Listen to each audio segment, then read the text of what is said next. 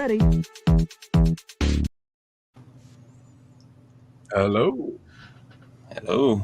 Welcome to the 4th episode of Complexity Matters. We have a very special guest, and therefore we also have a very special host, Maarten Wijnands. My colleague coming to you from Belgium, right? So we're having a very international episode again. Maarten is, of course, an expert in fractal scaling. And because we have Jay Holden as a guest, what better host to have and ask Jay some profound questions, I hope, about his research. So welcome, Maarten. Thank you for that. And of course, we know, Jay, you were in Cincinnati, I think, for a while, right? When Jay was also there, and Jay is still there, isn't he? Yeah, we'll ask him when we see him. Jay hang out quite some time with us, but Yeah, he wasn't there yet. Oh, okay. Anyway, we should start, of course, when people are dropping into the chat. I see some people there. We have a couple people popping in. Talk a little bit about the news. I already asked you if you had any news, but you didn't. So, so I have a little bit of news, because we are in the Netherlands. We are having our elections very soon, and especially to people from the US, I think this is something very different, because we only have like a 17 million something people, but we have like 32 different parties. How's that in Belgium, by the way? It's less extreme. Less extreme, yeah. Each individual Dutch person needs his own representation, almost.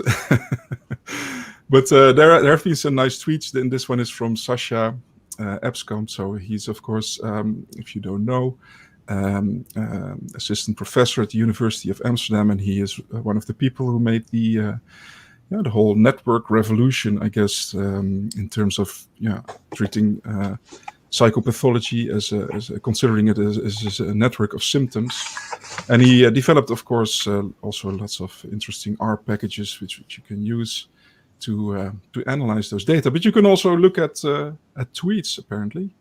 And he has created a nice shiny app, which is also which you can do in R, to have some fun with trying to predict who is going to win and what kind of coalitions there are. This is, by the way, what we have to look at to be able to decide who we're going to vote for. So it's not Republican or Democrat. No, it's this whole list here. So this I haven't checked it right yet, but it looks like a devil's staircase. yeah, it does. It does.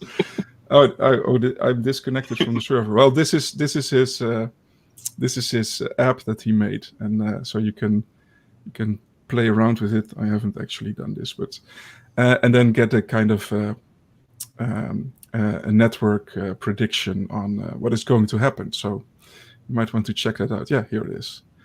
So that's it's very interesting. It's very nice. It gives you like a very different view on, or at least a visual representation of what might be going on in the elections. And if you want to know how many parties we have, you can look this up on Wikipedia, and you can see that, well, every ideology you can think of is represented here. So. All right. Here we are already going to.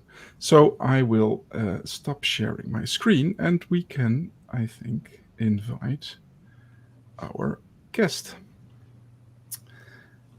Hello, Jay. Hello. How's everyone? Thanks for the invitation. Great. Yeah, of course. Speak with everyone. Great that you could make it. Like I said to Maarten already, we've met before, of course. Yeah, I think your work, especially with Guy van Orden and Michael Turvey on 1/f noise, was one of the inspirations, at least for Maarten's PhD, of course, which was also supervised by Guy. And were you in the opponent? No, you were in my. Yeah, yes. You were my opponent. I was in both. In both, right. So yeah, you play an important part in our careers. So let me just. Some people were saying hello. We have Marlijn saying hello. Hi, Marlijn. I don't know who AB is, but hello, AB. And we have, Bosman. Oh, well, that might be the Colin. case. He's Colin. in the lab, co-author. Okay. Oh, right. Yes, I recognize the name. That's great. Okay, so people in the chat, do not hesitate to ask questions. But maybe we can start off by Jay telling a little bit about your career and how you got into the complexity world, let's say. Yeah, let's see. Do we have hours? If you want to. Yeah, I around the 1980s, I met Guy van Orden, and I was an undergraduate. He was a postdoc, and we kind of kept in touch. And but that's around the time that book Chaos came out, and we both really thought it was cool. And we thought, well, obviously this is what we need for psychology. And now it's like 30 years later, and we'd both tried working on how to approach it along with you guys and a lot of other people, and kind of trying to work that out. What seemed simple and obvious back then, it's turned out, a complex path, I guess. So, yeah. So I was wondering, you are now at Cincinnati still, or? Yeah. Okay, yeah. So there's still a complexity, or at least like a dynamical group there, which. Yeah, people have. There's been some new people that have come in, but it's still very dynamically oriented program, and we still have our CAPS center, and all right. Yeah, and then I just call my lab the complexity group. So. Yeah, that's what we do. Yeah, I'm now starting to remember. I think we might have met for the first time when Maarten and I went to Cincinnati to do the APA advanced training. Institute. That was like early. Well, I guess that would have been like mid 2000s or 2006, something like that. 2007. Like yeah. Many kilos ago for me. Yeah, no, it's a long time ago. So. But anyway, I used to have lots of hair in those days.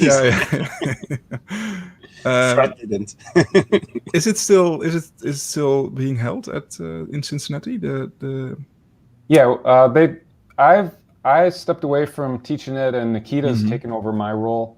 But still, the ATI is still held. I think it was obviously canceled last year. Yes, that's the same with my summer school. So different people have kind of stepped in just to. I think it's just good to have more experience and different experiences as instructors. Yeah.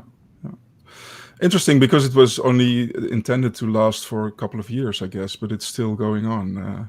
Right? So yeah. No, there's still people interested, and so it's still great.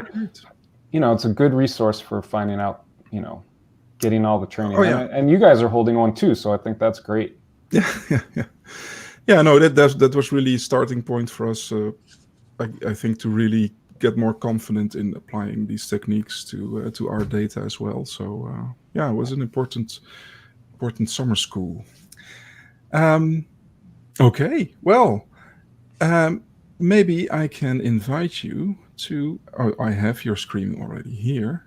Here, let me just bring up my talk. Yeah, that's because you've shared with us the preprint. It'll be out soon, I guess, right? Because I expected it out already. Mm-hmm. But Now, I can't see you guys, but because I'm doing 2 screens here, but hopefully you can. Yeah, I see your presentation, and I will take us away from the screen, and then you can. All right, and I'm using this little laser pointer. It's kind of unfortunately small, but if I keep the mouse pointer on it, it just switches slides on me all the time. It's very distracting. Yeah, we see it on screen, so it's fine. Yeah, okay. All right, so thank you again for inviting me. It's great to have a chance to talk to you, and about what our lab's been doing, and yeah, or our group or team or however you want to call it. What I'm going to do is just try and give a quick tutorial on this this new kind of the most basic ideas in this new paper. And it really starts with this idea of oscillatory entrainment. We're going to use principles of oscillatory entrainment to try and understand sequential effects in response times. So sequential effects are kind of a long-standing puzzle in the cognitive literature. And we're going to start actually back in the Netherlands, where, was it Christian Huygens noticed that when two clocks were put on a wall together, 2 pendulum clocks, they would tend to entrain to each other. And this turned out to be really the basis of a physical principle that coupled oscillators have a propensity for entrainment. And if they're informationally coupled or physically coupled. So, for example, in biological systems, like these are fireflies, they'll coordinate their their flashing, and that's an informational coupling. Anyway, the stronger the coupling, the more robust that entrainment. And what I'm going to do is just give you a brief tutorial on what are sequential effects, and then what are the kind of core oscillatory principles that we need to understand the response time patterns. All right, so if you think of a decision task, you usually have your right hand is for yes responses, and your left hand is for no in these response time tasks. And so let's just say a lexical decision where you press yes for legitimate words and no for nonsense letter strings. What sequential dependencies are is if you have a trial, say a word trial, and then you keep getting word trials, you'll tend to accelerate. If you have a word trial and then you keep getting non-word trials, you'll tend to decelerate. And then kind of paradoxically, if you alternate between word and non-word, you're going to also accelerate a little bit.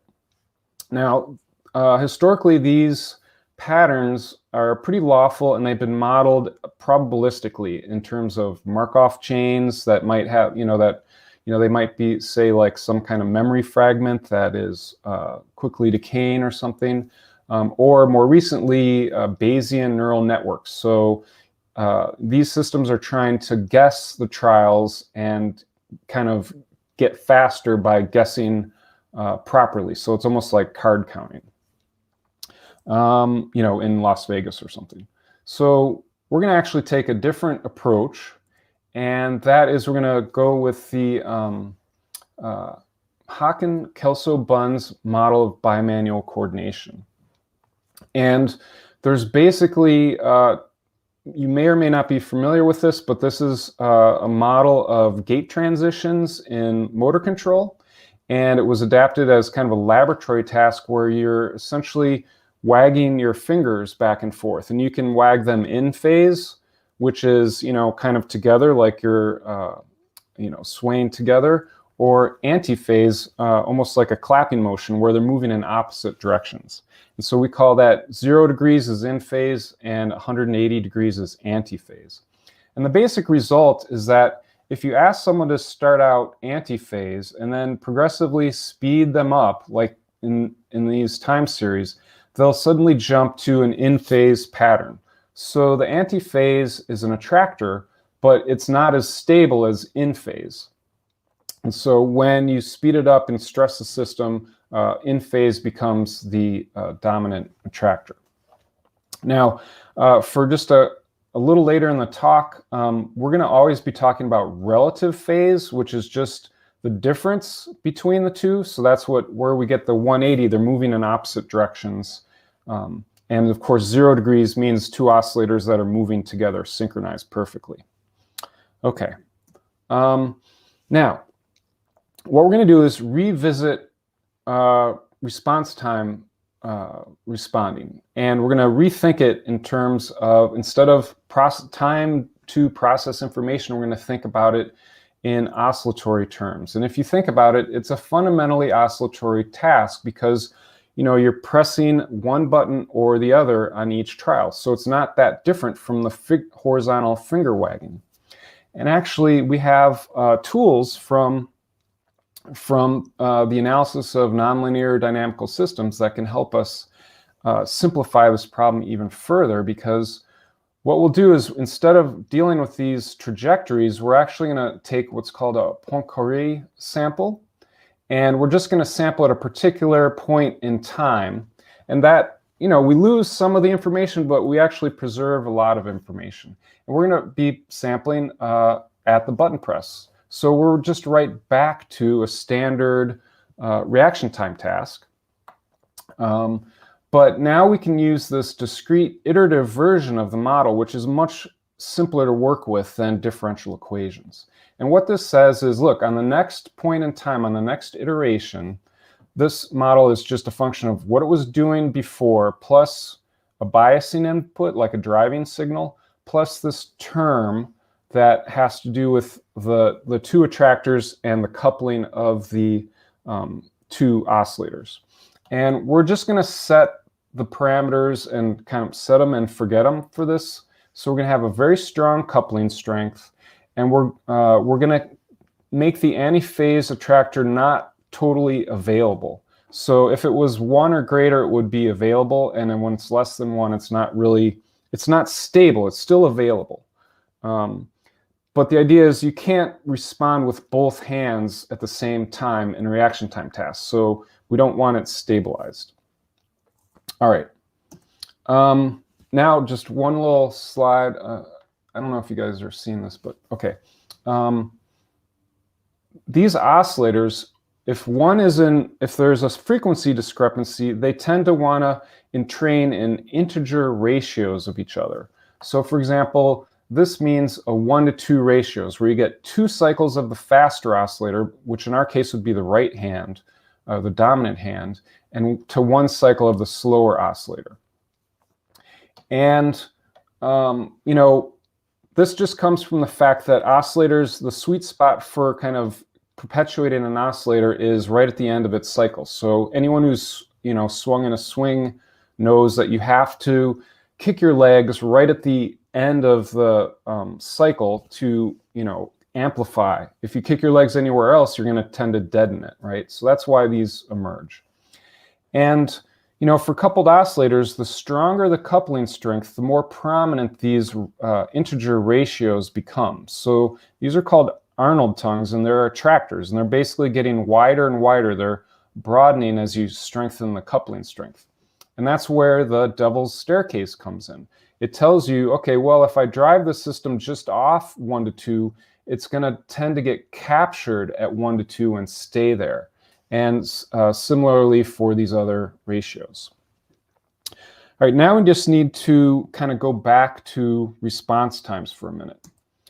Okay, we're going back to this Remington paper that I mentioned earlier. These are all the possible permutations of trial histories. If you start out with a yes trial, like a word in a lexical decision, these are all the possibilities. And if you just rotate it and flip it, you actually have a symbolic representation of a fairy tree. And let me just make that clear here. So I've done the fairy tree, but I'm now including both the analog ratios of continuous oscillators and then their equivalent symbolic representation in terms of beats, symbolic beats of right, right, left. And now we're just going to use like the right hand and the left hand. So For example, this would be a repetition pattern where you keep getting yes responses. This would be the alternation path where you're right, left, and so on. So that's that alternation path. And that's interesting because it corresponds to that anti-phase coordination ratio that's intrinsic to bimanual coordination.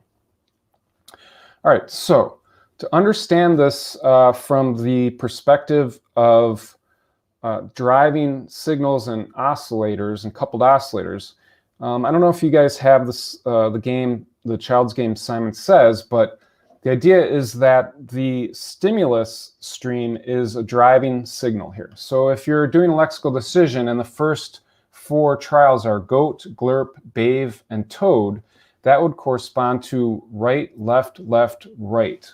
All right, so it actually corresponds to a symbolic driving signal that we can put on our x-axis and then make a reaction time prediction. And the basic prediction is that sequential effects should approximate the Devil's Staircase and that the circle maps relative phase topology.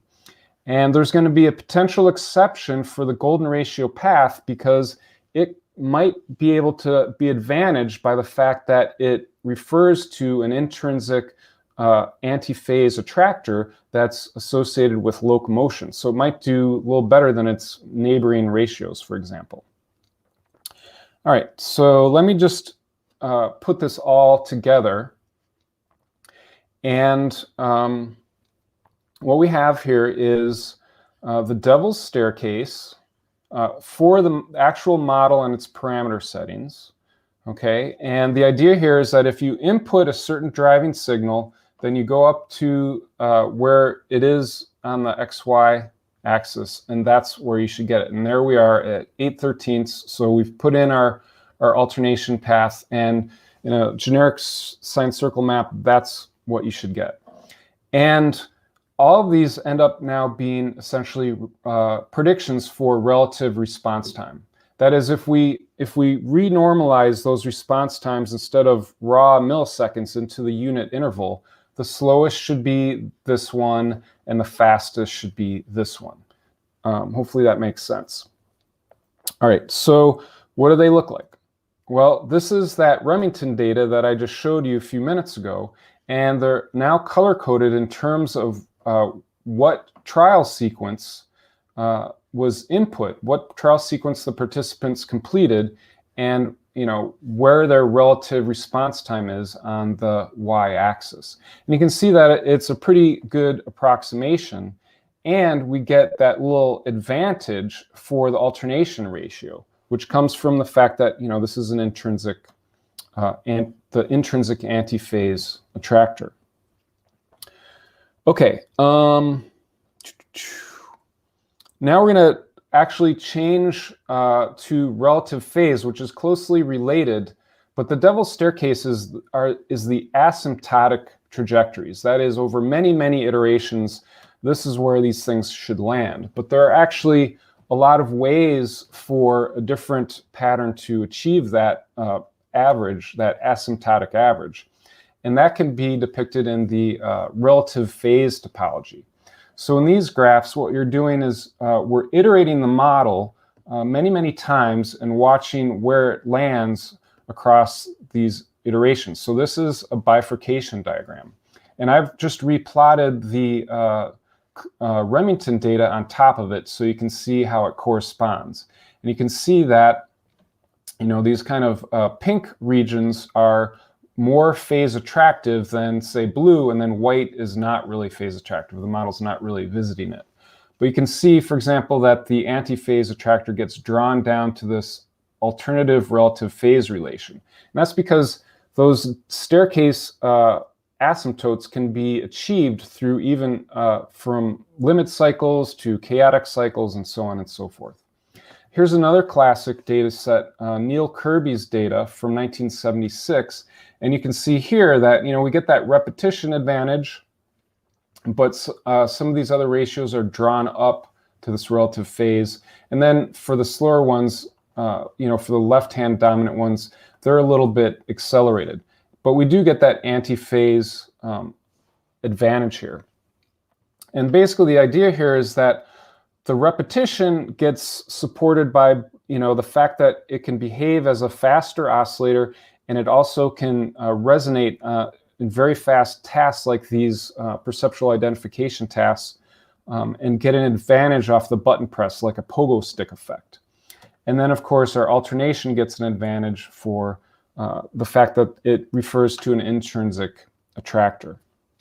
Now, I'm just going to give you a quick rundown of how you can understand decision performance from this perspective. So we'll go back to lexical decision. And the idea here is that, for easy lexical decision, that's like having relatively short pendula and a small discrepancy in their frequencies, because an easy lexical decision where you have clearly words and clearly non-words they really pop out at you. And so it's easy to make the decisions. So that means you can make no decisions almost as fast as, no decisions will actually be slower, as fast as yes decisions. And you have a weak coupling, so that symmetry break to pick one hand or the other is easy to accomplish. But when you make the task harder, that's like lengthening the period of the pendulums. You're slowing everything down, and now there's more of a discrepancy. Yes responses are still relatively easy, but no responses, rejecting non-words takes longer, and that corresponds to a stronger coupling. So basically what we predict is as a task gets harder, you should see better compliance with the devil's staircase. And of course, as you're making no decisions harder, you're going to take away that anti-phase, repetition effect. And so here's 3 different versions of lexical decision. Here's a really easy lexical decision. And you can see that we get something a lot like the Remington and Kirby data. And we do get even a little bit of a repetition advantage for left.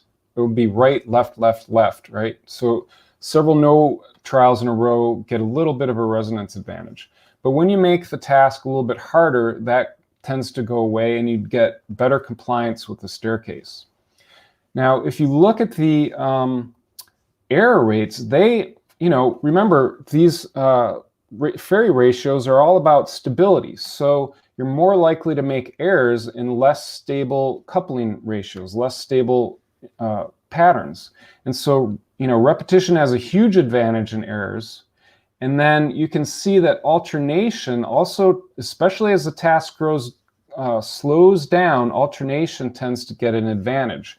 And remember that anti-phase attractor isn't available until you get to slower pacing. So it becomes more and more visible when you get an advantage here in the errors. Now, otherwise, if you do a Spearmint correlation about where these error rates should live in the fairy tree and where they actually are, you find that they're actually very highly correlated with the fairy tree. And then you see also this line here where you tend to get an increase in errors as you get to larger denominators, because the larger the denominator, the less stable the ratio.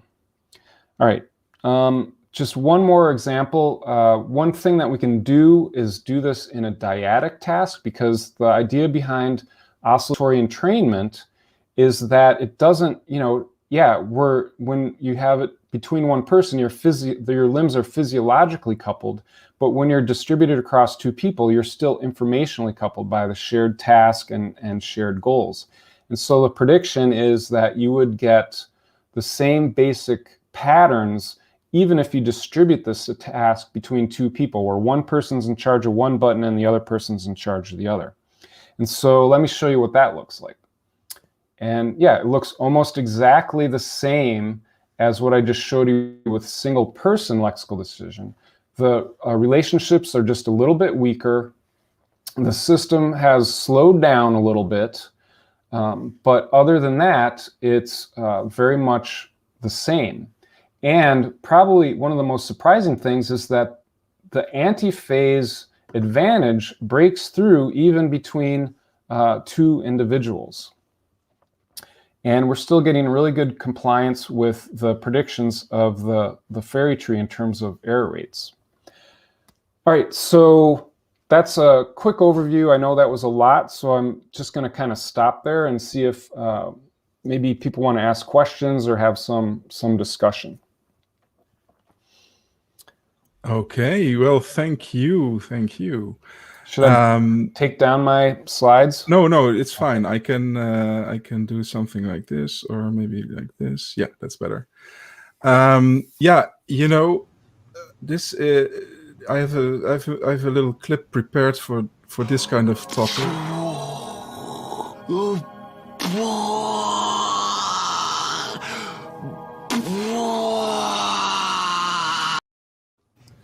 So it's entitled "Mind Blown." It's very interesting. I will. So one of the things that this reminded me when I started to read the preprint is that, do you remember that some time ago this paper came out by Dan in which he said that his students could look into the future. Right, this was this ESP type of paper, and one of the things that I thought about immediately. I mean, the data are statistically a little bit questionable, but it's this one, right? So, but one of the things that they did was.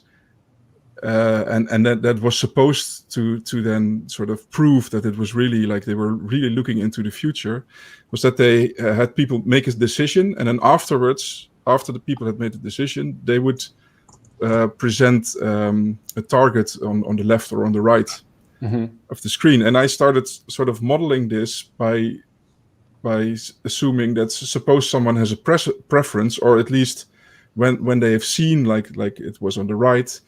If they have a little bit more probability to on the next trial also press right, for example, you can get this sort of oscillation going on, even though it might have been a random choice where they actually put it. You can still, by chance, have some correct responses.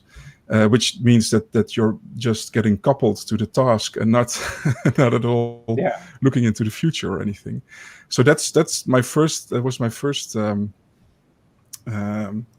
let's say intuition when I looked at it. But you take it much further, and I have it. So this is the paper which will soon be published, I guess, in Frontiers, but I loaded your author's proof here also. So, so what I would like to ask is, this is the thing that we see in the background here. Mm-hmm. This is the same plot every time, right? So this is basically the results. Yeah.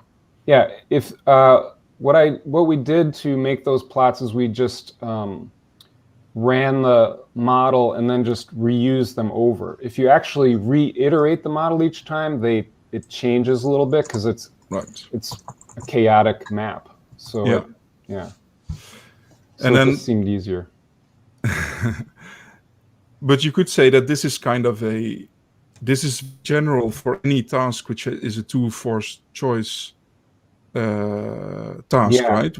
And you would expect that this to fit probably to all tasks that have this. Yeah, if you I mean, what you need is you need to identify. You need to use mostly right-handed people, and you need to identify the affirmative response, the target response with the right hand. Right. And I think if it's a recognition task like word recognition, where the targeted stimuli jump out at you, you'll get a little bit more of an effect. If what the paper does is just plays around with these effects and shows that you can kind of control them. You can understand when they appear and disappear in reverse from oscillatory principles. Yeah, right.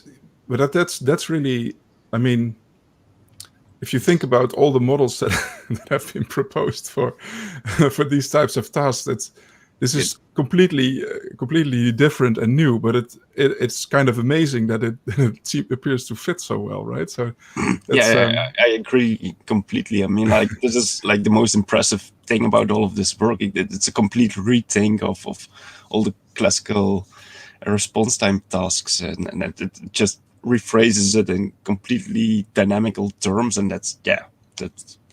I mean, that's what I think is. It really opens a lot of doors in terms of a dynamical approach to decision making, because we've always kind of struggled, like decisions seem so static, right? It's one or the other, and they happen so fast that it's hard to wrap your head around how you would think of it dynamically. And I think this is the key. That kind of matching the symbolic fairy tree with the analog fairy tree. Yeah. But also, like, the level of analysis is quite fascinating, because we used to think about decisions as in like response time, single trial stuff, or like these really longer time scale constraints. And because if I understand this correctly, you're just looking at like sequences of 6 consecutive trials, right? Yeah, 5. So the way it would work is that, the center of the fairy tree there, the 1/2 would be one trial. It's just it's the mean of all the R trials alone, right? Then you go down to the tree and you look for pairs of RL and LR, right? So that's 2 trials, means of 2 trials, and then so on down the tree. So by the time you get to the bottom, you're talking about averages of 5 trials in a row that all occur in a sequence.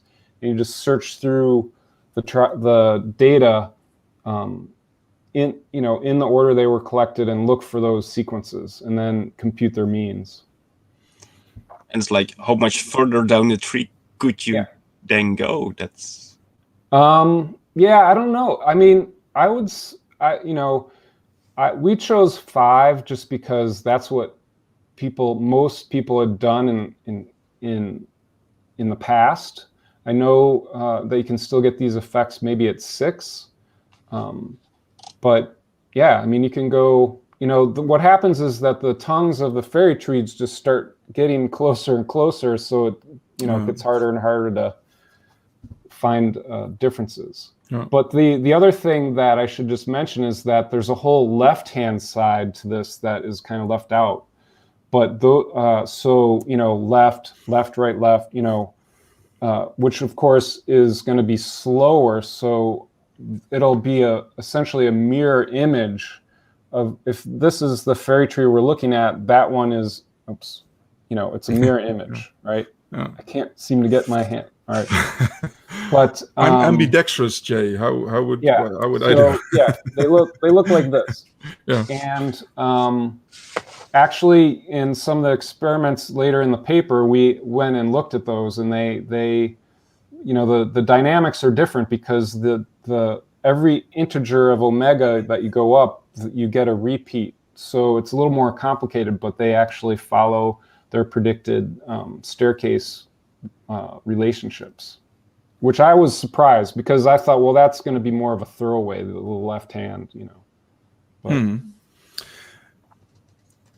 So do you expect also to be able to perhaps understand individual differences if you would look at this and know somebody is like left-hand preference, or which trial the sequence they started out with, those kinds of things, or is that too fine-grained for this?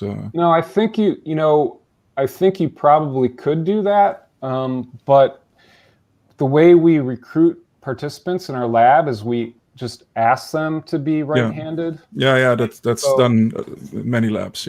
Yeah, so probably maybe 10%. I mean, the students want to be in the experiments to complete their coursework. So definitely, when you look at the individual level, you can see flipped devil's staircases, and but we have no way of knowing, like, well, is that just a statistical anomaly, or is that a left-handed person that took the did the Yeah, task. yeah. But yeah, if you actually did a good job of figuring out how left and right hand dominant someone was, you could look at those things. Yeah, I was usually disqualified for doing these types of tasks because Yeah, I'm ambidextrous, so yeah. And I write I'm equally. left-handed, so- I write equally illegible when I use my left hand and my right hand. So we have some questions actually. Maybe I should take this like this. Yeah, Merlijn, who also thought it was mind blowing, asks, do the I explained variances relate to linear correlations of the data points or regression of the data on the Devil's Staircase? Oh yeah, I should have explained that. So the R squares at the top are the correlation with the data point relative to where it should be on the staircase, right? So we just go up, say, okay, where's this this trial ratio supposed to be versus where it is, and that's the R squares at the top. And then the R squares at the bottom are, if you imagine the fairy tree sideways, I don't know, maybe I can... Let's see. I can add my screen. Are we talking about this? Yeah, well, actually go to the idealized one with the gray one. Yeah. This one. So if you look at this, you can think of it as you go down from, I don't know if you can see on my thing, but you can think of it as a Spearmint rank order where you go, okay, the right, then the right left, then, I'm sorry, I'm reversing here, right, right left, yeah. right? And so you can ask, are the errors actually in the order that they're supposed to be in according to the fairy tree, right? Because each level repeats, so it's a Spearmint correlation of that rank order that is, I don't know if, I have a slide of it somewhere, but anyway. That's what that is. Okay, okay. We have... Does that answer the question? Oh, well, yeah, we'll know if... Merlijn will probably let us know in the chat if that was sufficient. Travis, hi, Travis. He asks, I came in a bit late, so maybe I missed it, but I was wondering, why would we expect reaction times to be oscillatory, or was that just a way to model the sequential dependence? Well, because, yeah, the reason is because if you think about, I mean, we're kind of ingrained to think of cognition as just the brain. But if you think of it as a coordination between mind and body, well, look, we actually have to execute these oscillatory movements. I mean, if you look at someone doing these tasks, they're just, these are oscillations, right? I mean, if you speed it up, you're just oscillating. And so that's the basic idea, is that let's think of it in terms of oscillations and see if we can understand it better. Yeah. Yeah, so of course, the Haken-Kelso-Bunz model is a continuous one, right? So I think I read that you changed it to a discrete version, or is that? Yeah.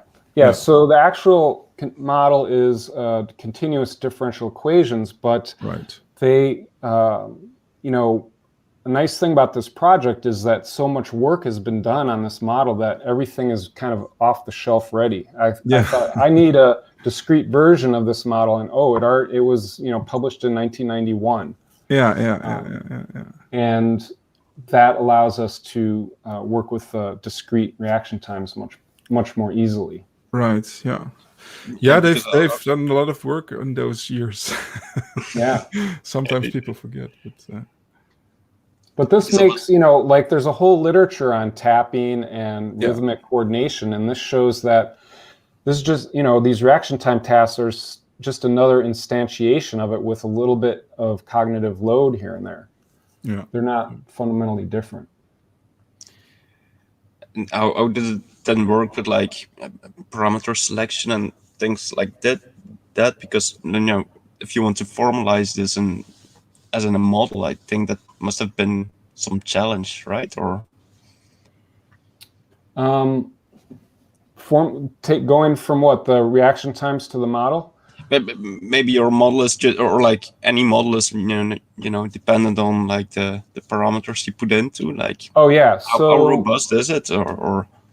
Yeah, I mean, it is dependent on the parameters, because if you don't have a strong coupling, you're not going to have an articulated staircase, right? So if because basically you can set you could set the model to no coupling, and then you just have two separate oscillators that have no relationship. So that doesn't really make any predictions. You really need to have the coupling to get any kind of prediction out of it. So this coupling is also like reflected then in these differences in cognitive load in the different tasks, right? Yeah, I think so. We actually left the model. We just did the set the model at the beginning by just looking at how well it fit this particular data set, and then didn't touch it after that. And that's because small changes in the parameters don't really make that big of a difference.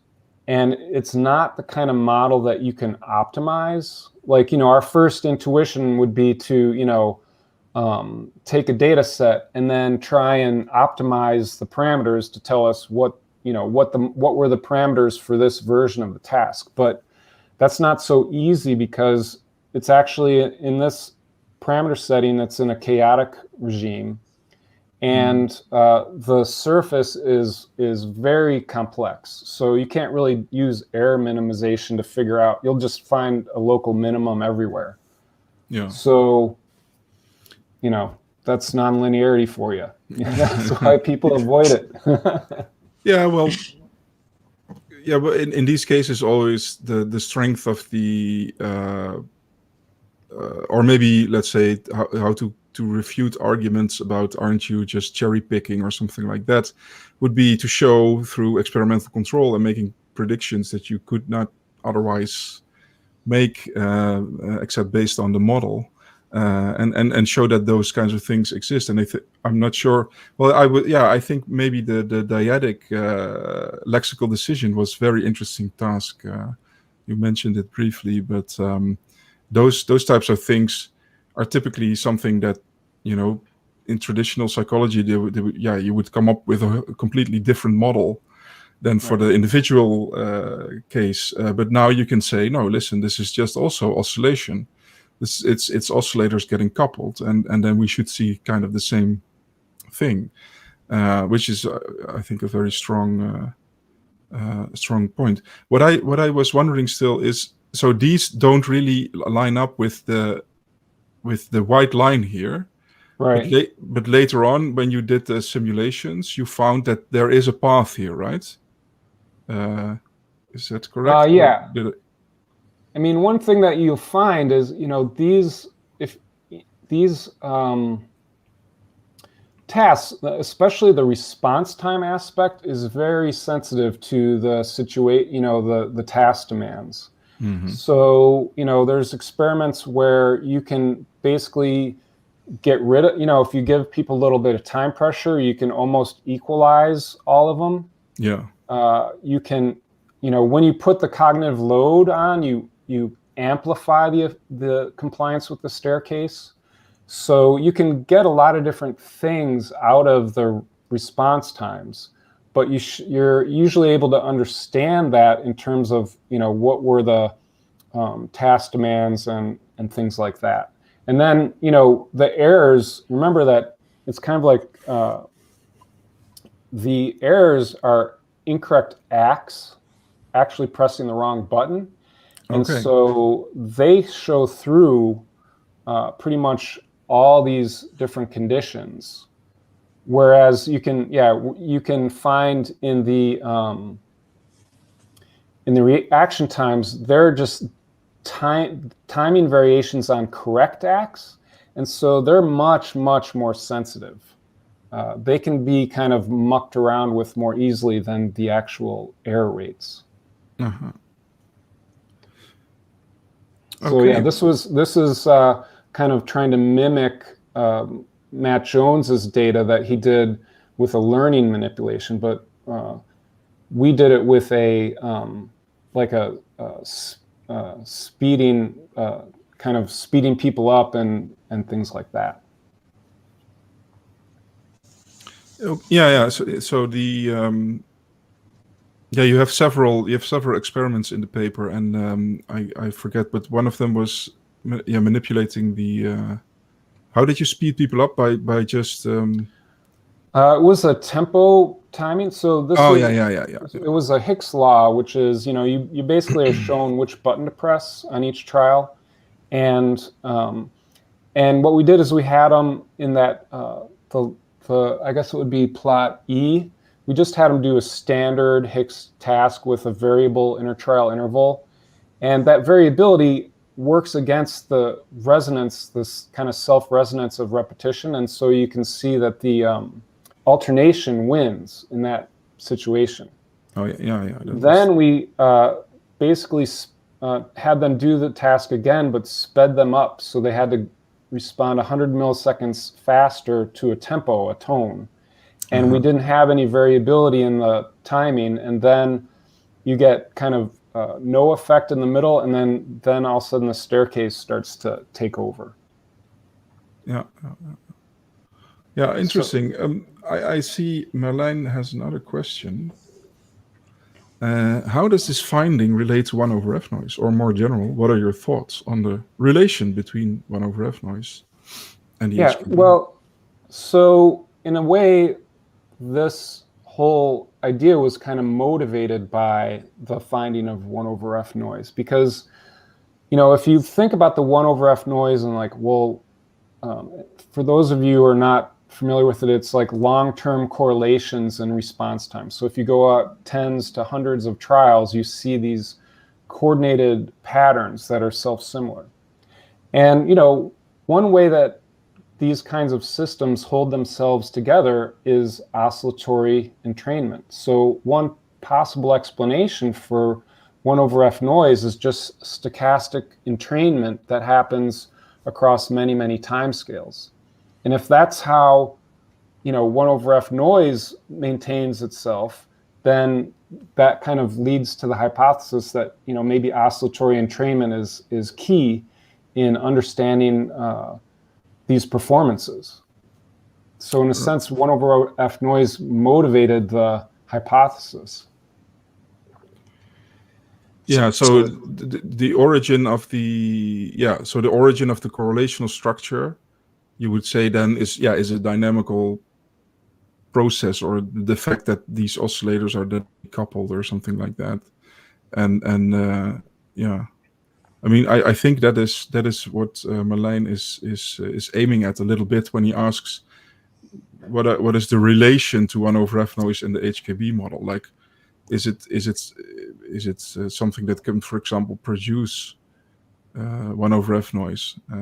I don't know. It doesn't do a great job of producing 1 over F noise. I mean, it's a circular sign circle map, but I mean, one way of thinking about it is like, okay, if you think of the performance, the whole performance and reaction time as, all kinds of coordinated activity has to align. And that goes from the fastest time scales of your nervous system and your neurons firing, your visual system, all the way up to your movements and responding and your preparation, and then slower and slower time scales, your respiration and your digestion, but all these things support the act, right?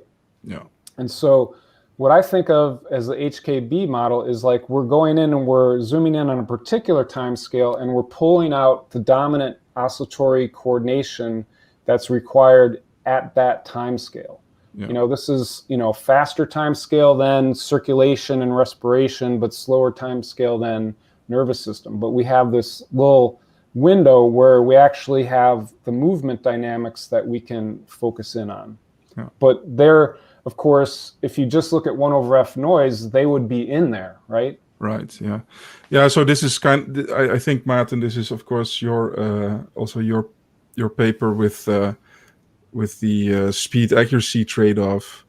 So you find, of course, this only in the longer time series, but at the trial level, you can find the trade-off, but not the 1/f noise, of course, because you need this pattern to unfold over time.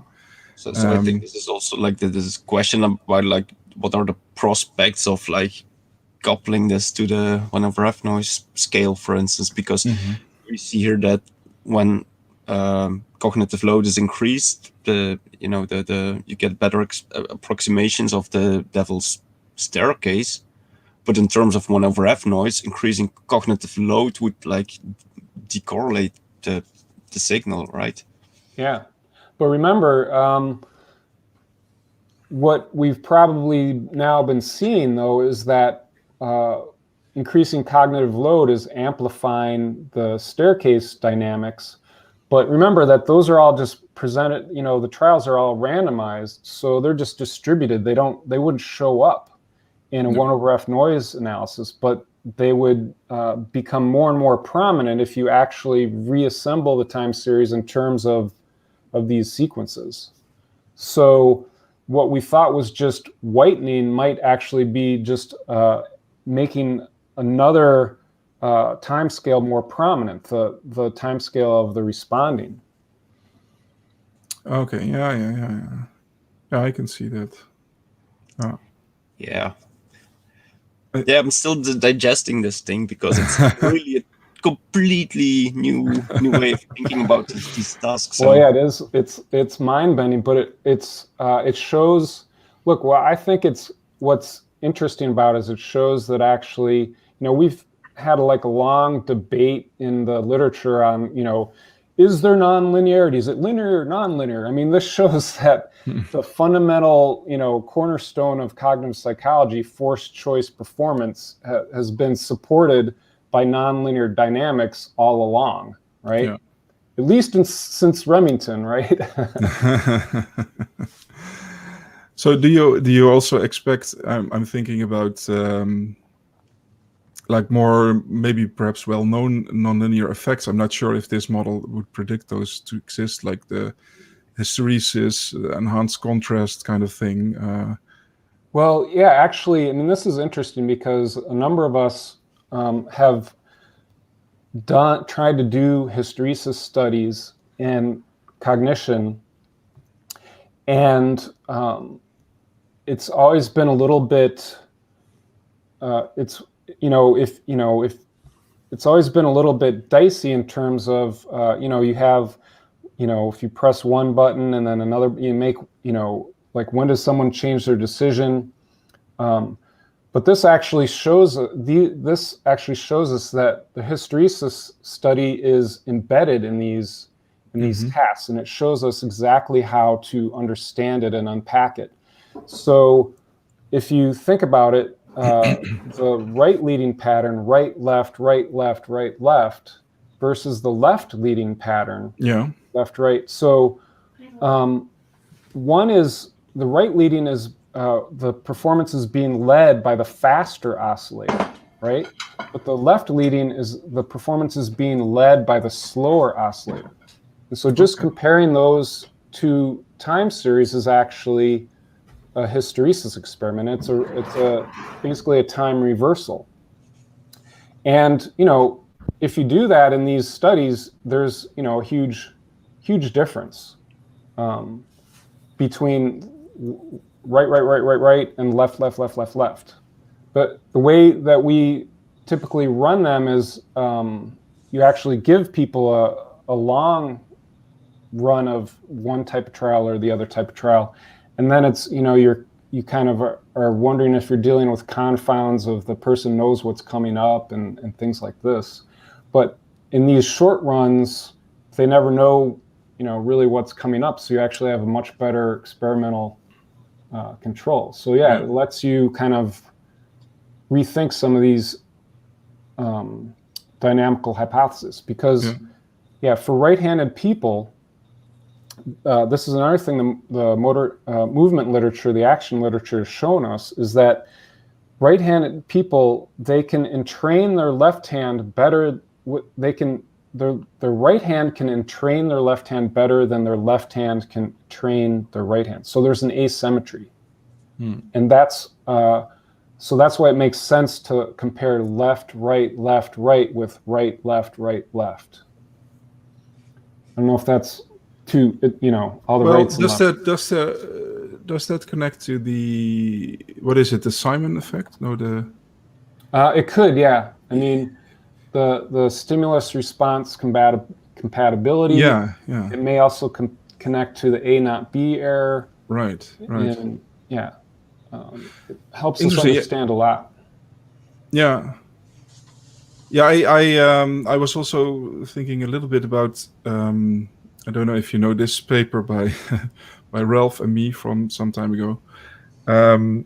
This was actually inspired by one of the one-over-F noise studies. I don't know if it was you, but where you looked at maybe this was Chris Kello, at the key contact duration instead of the actual response time. And then it turned out that, lots of the manipulation, or at least the one-over-F noise, was also present in the key contact duration, which is kind of surprising because that's not expected in terms of any theory about what the relationship is between these latencies and cognition. And so in this paper, the key contact duration also plays a role in in these effect priming studies. I think you cite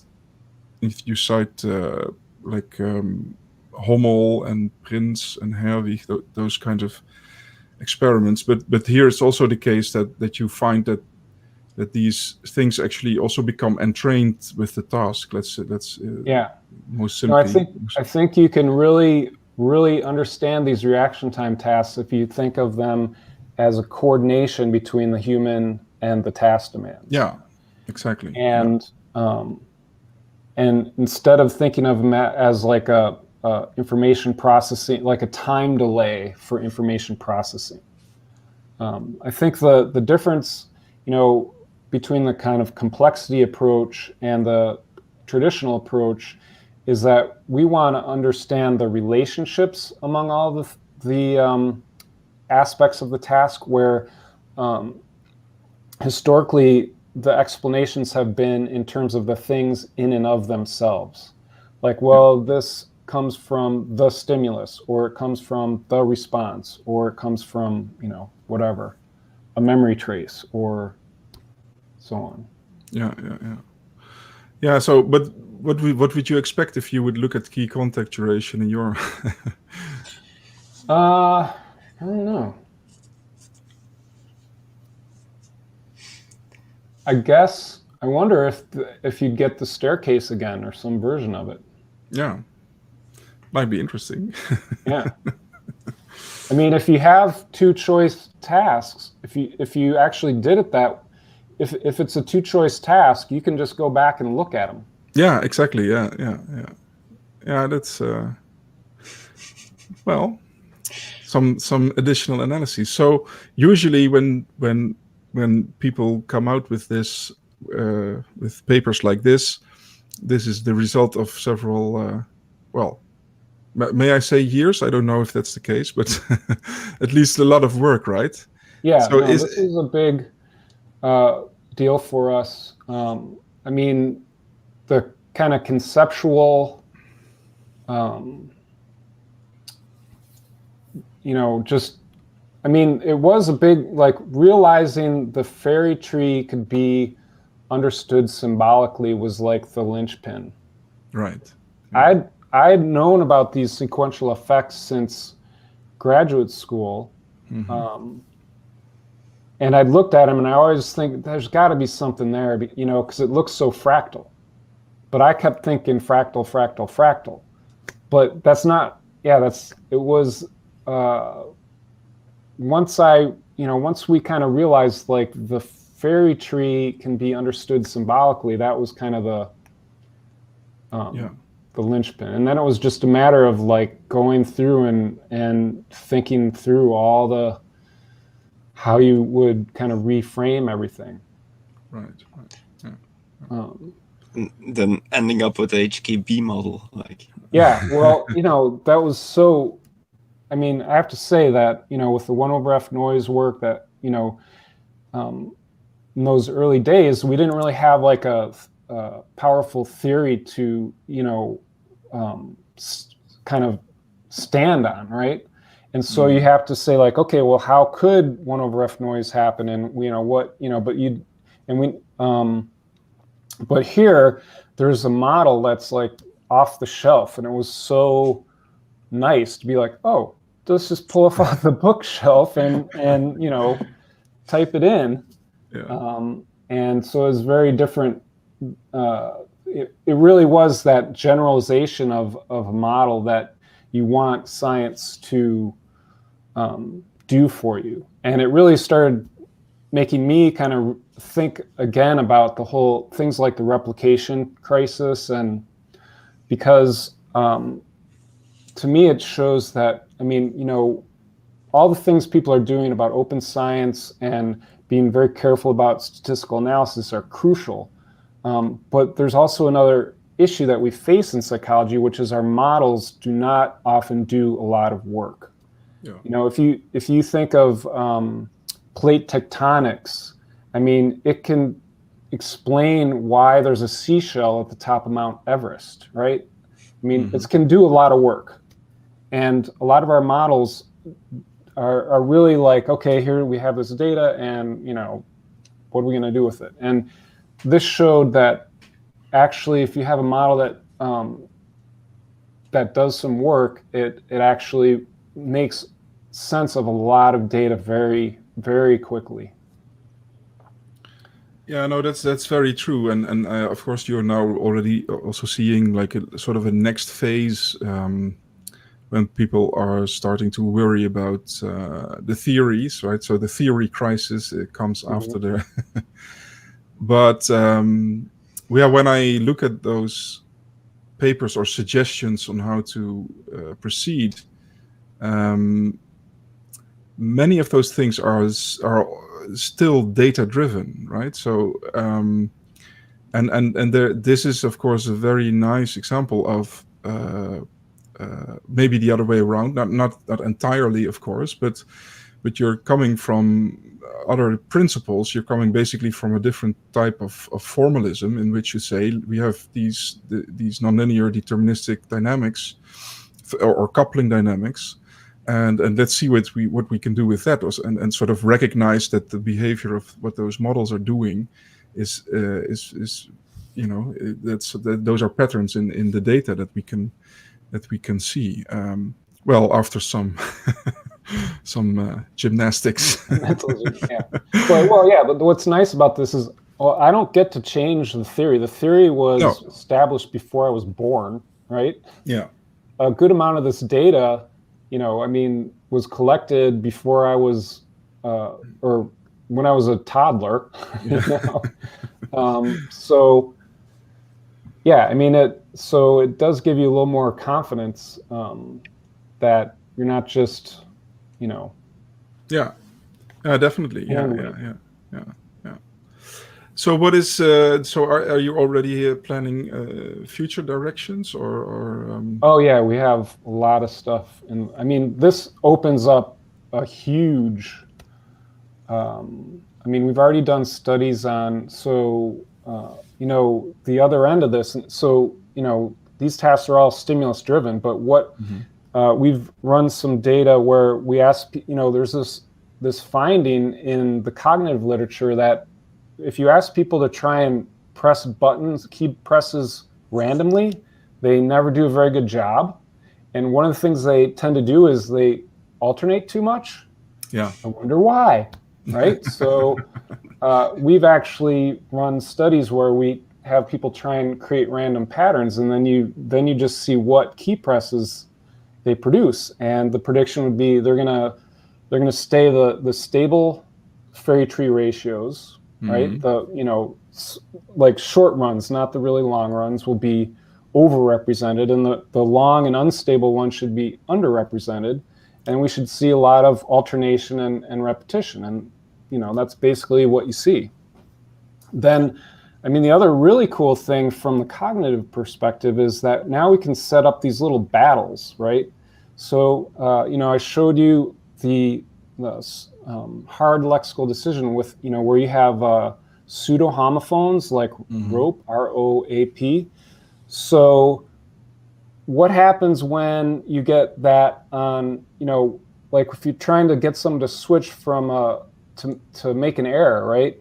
If you present this stimulus on an unstable tongue where it has an adjacent stable, you should be able to make these errors more likely, right? Versus less likely, depending on where on the fairy tree you would be jumping to, which ratio you would be jumping to go from a word to a false positive or a false negative. And it's just a matter of writing the program and just going through the data and looking for all those instances. So could you also, because you're now talking about this as a after the fact, right? As a data, but could you also use this as a manipulation, or is that not possible? Yeah, you could set it up to to do so. Although I do think that there is something to be said to just let it stay random and just run many participants and look at it that way. But you could sure, if you could set up key little probe trials where you're like, okay, I'm going to put a pseudo homophone on this ratio versus that ratio, and actually set it out and make everyone do it. And that's totally a legitimate thing to do as well. Interesting. Yeah. Well, Martin, we have nice data on a body lexical decision task. Maybe that Jay wants to look at those. Where people have to move. Also have like the movement data from the oscillations. So. Yeah. So people move a Wii controller. Cool. Instead of pressing a button, but then you have all the Wii data also of the accelerator. You should definitely, because you can still, you can do it as a time series, but you can also just take the Wii movement times. Yeah. And just see if the model approximates them or not. And then you can also the other thing to do with this stuff is to start manipulating people in terms of like the string strength or the spring strength of the responses, or maybe the weights of the Wii. If you put a little extra weight on one hand, you can you can make more discrepancies in the oscillators, and so you can really tie these physical manipulations with the cognitive performances and look for the interplay. Because one of the things this says is that environmental support will actually support the cognitive. There's a reciprocal relationship there, and so you should be able to leverage that. It should be able to go both ways. You could be facilitating or making it more complex by changing the physical properties of the. Yeah, like if I've thought about just taping pennies onto someone's finger to make one finger's heavier than the other now, and it takes longer to respond, and now you're gonna change the whole dynamic. Yeah, we've once tried to do this with using the mouse but with different settings, so that one mouse would be much slower to move on the screen and the other one would. But you could, but that's an easier manipulation using some. No, I think there's a lot you can do. So fascinating. I think we could talk for hours. About this. And thank you so much for inviting me on. I'm glad to have a chance to see you guys too. Yeah, definitely. So we also have like a closing off segment where we ask people to say something about I don't know, anything, a promotion of anything. I should not forget my beautiful intro for this. Wait a minute.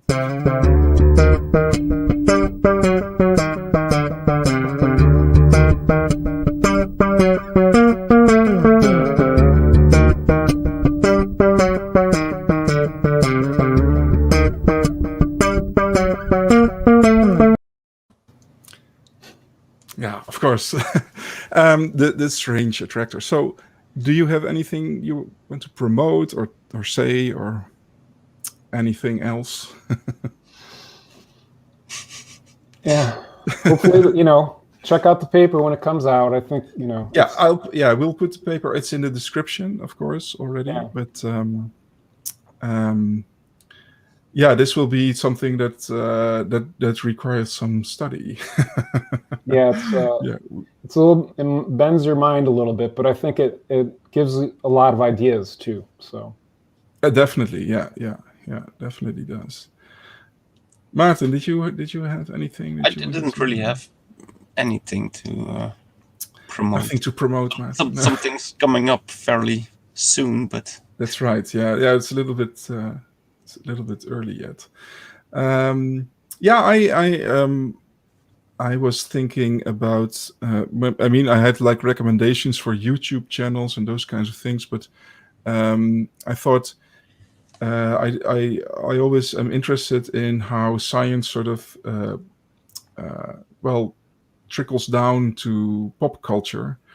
And then, of course, you have, if you're thinking about nonlinear dynamics and complexity, well, chaos theory is one of the things that sparks the imagination of a lot of people. So you can get these movies like The Butterfly Effect, which are like, sci-fi thriller. And of course, you can imagine that this has something to do with starting from different initial conditions and then, ending up in completely different trajectories, let's say. But this one is actually, this was not a movie I wanted to recommend, just maybe more people will know this movie than the one I wanted to recommend. But they're from the same year. It's this one, I Heart Huckabees. I don't know if you've ever heard of this one.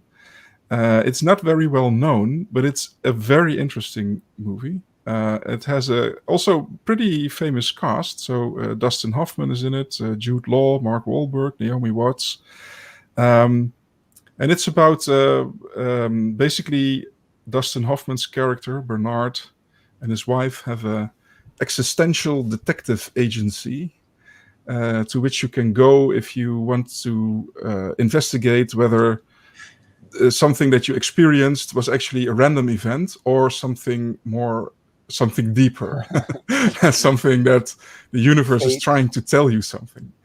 And it's very well written, and it's a very entertaining movie. And also it deals with all these different philosophical stances on, is our world deterministic or is it random or not? So this is really a recommendation. So I don't agree with this average number here. It's an interesting movie. All right, so we've been going on for an hour and 15 minutes, a little bit more. So let's see if we have some more comments in the chat. We have Travis saying, thanks a lot, very inspiring work, Jay. Thanks, Travis. And I think I already showed that Merlijn was also very impressed. All right, so thank you, Jay. Thank you, guys. And maybe in a year we can discuss what came of this paper and how and where you are, what you're doing. Sounds good. Hopefully at a bar in Nijmegen or something. That would be very nice. That would be very nice if that would be possible next year. I hope so.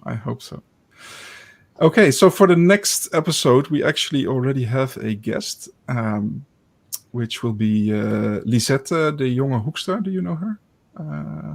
I think she went to CESPA to Jay Dixon, I think.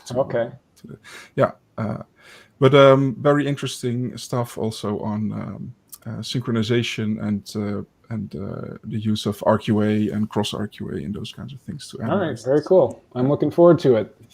All right. So, if you want to keep informed about what's going on this channel, you have to press the subscribe button on YouTube and the notification bell, and then you'll get notifications whenever we have another live event.